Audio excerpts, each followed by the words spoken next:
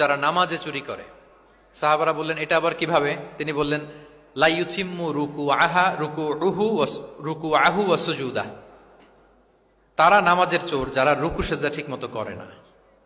তো বললেন যে রুকু থেকে আবার স্ট্রেট হয়ে দাঁড়াবে, যখন সিজদায় যাবে ইতমিনানের সাথে, উইথ রিল্যাক্সেশন। নামাজের মধ্যে কি থাকবে? রিল্যাক্সেশন থাকবে। কি থাকবে বলেন? হ্যাঁ, রিল্যাক্সেশন থাকবে। যখন বললেন যে এই এক রাকাত যেমনি তোমাকে শিখালাম, সব নামাজ তুমি এইভাবে পড়বা, উইথ রিল্যাক্সেশন, নো রাশিং, তখন সাহাবী শিখে গেলেন। তাহলে এই যে অবজারভেশন অ্যান্ড কারেকশন, দেখতেন হোয়াটস গোয়িং অন অ্যারাউন্ড, কি হচ্ছে, ভুল হলেই শুধরে দিতেন।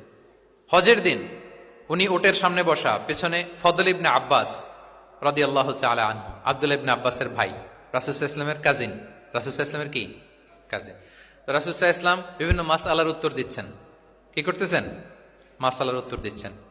রাসূল সাল্লাল্লাহু আলাইহি ওয়াসাল্লাম হজ করেছিলেন কয়টা বলেন তো দেখি, কে জানে?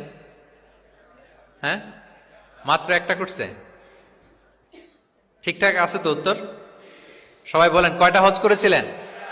হ্যাঁ, আসলে রাসূল সাল্লাল্লাহু আলাইহি ওয়াসাল্লাম কেবলমাত্র জীবনে কয়টা হজ করেছেন? একটা হজ করেছেন, 4টা উমরা করেছেন।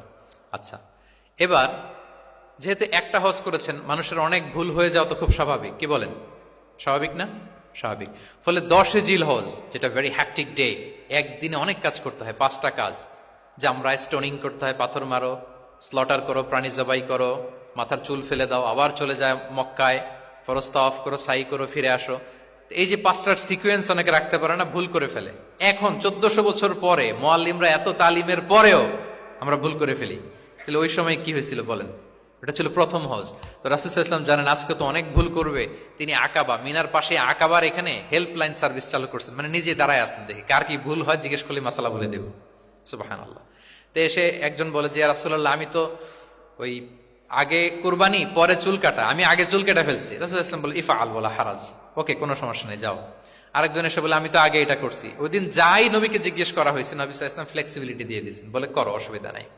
তো ওই যে দাঁড়িয়ে তিনি মাসালা বলতেছেন, পেছনে ছিল ফদল ইবনে আব্বাস, ছোট ছোট সাহাবী, তরুণ। তো খাসাআম গোত্রের এক নারী আসছিল একটা মাসালা জিজ্ঞেস করতে, and she was a very beautiful lady, বেশ সুন্দরী ছিল। তো এসে রাসূল সাল্লাল্লাহু আলাইহি ওয়াসাল্লামকে যখন প্রশ্ন করতেছে, ফদল ইবনে আব্বাসের নারীর দিকে তাকায় আছে, এবং ওই নারীও ফদল ইবনে আব্বাসের দিকে তাকায় আছে। রাসূল সাল্লাল্লাহু আলাইহি ওয়াসাল্লাম উত্তরও দিচ্ছেন, আবার খেয়াল করতেছেন যে চোখাচোখি হয়ে যাচ্ছে।